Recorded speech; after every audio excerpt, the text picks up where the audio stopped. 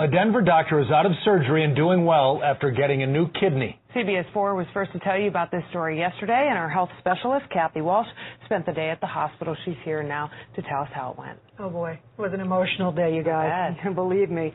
Dr. Angie Carranza struggled to get this transplant. The chief transplant surgeon where she works refused to do her surgery because the donor was found on the internet. So she went to Porter Adventist Hospital.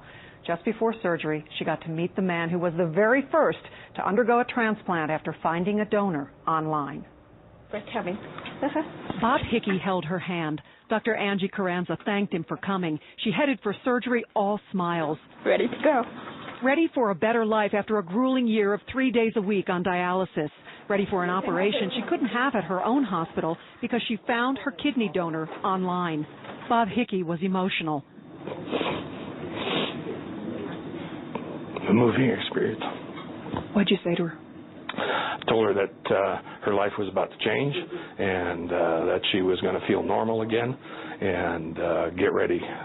She's on a roll. Bob knows. He is the first person ever to find a kidney donor over the internet.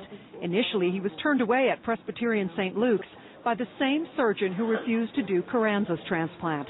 It's just magnificent that Porter has had an enlightened attitude about this process. Dr. Carranza's sisters and her worried mother waited at the hospital and prayed for hours today. So at this point, I'm just trying to keep it together and not break down. Carrie Miller, the daughter of the donor Sandy Miller, came from Ohio to be with her mother. She's an amazing person. 4 hours later, Surgeon Ben Vernon delivered great news. Well done. Yeah, everything went great. Piece of cake. There was relief all around and a hug for a job well done. Good to see you again. You look fabulous. Upstairs in her hospital room, donor Sandy Miller told me she was feeling great. I'm just thinking here, just laying here reflecting and just thinking, yeah, how great this is.